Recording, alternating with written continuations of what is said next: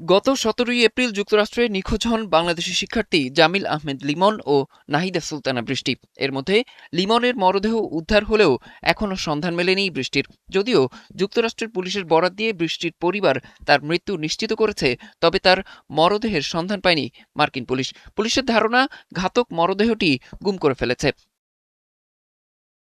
এ ঘটনার সাথে জড়িত সন্দেহে গ্রেপ্তার হওয়া হিশাম সালেহ আবু ঘরবেহকে আদালতে তোলা হয়েছে। তার বিরুদ্ধে লিমন ও নাহিদাকে হত্যার দায়ে মামলা করা হয়েছে। তদন্তকারী সূত্রগুলো বলছে, হিশাম শুরুর দিকে পুলিশকে সহযোগিতা করলেও এখন মুখ খুলছে না।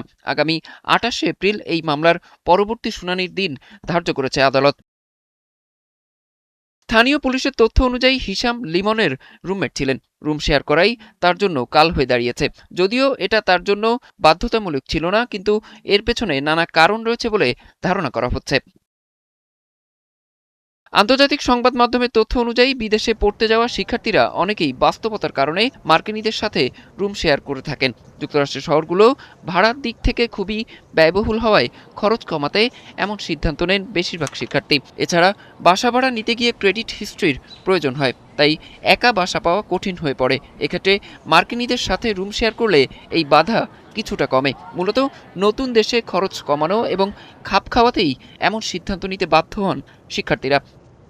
বাংলাদেশে মার্কিন দূতাবাসের তথ্য অনুযায়ী ২০২৩-২৪ শিক্ষাবর্ষে ১৭,০০০-এর বেশি শিক্ষার্থী যুক্তরাষ্ট্রে পড়াশোনা করছে।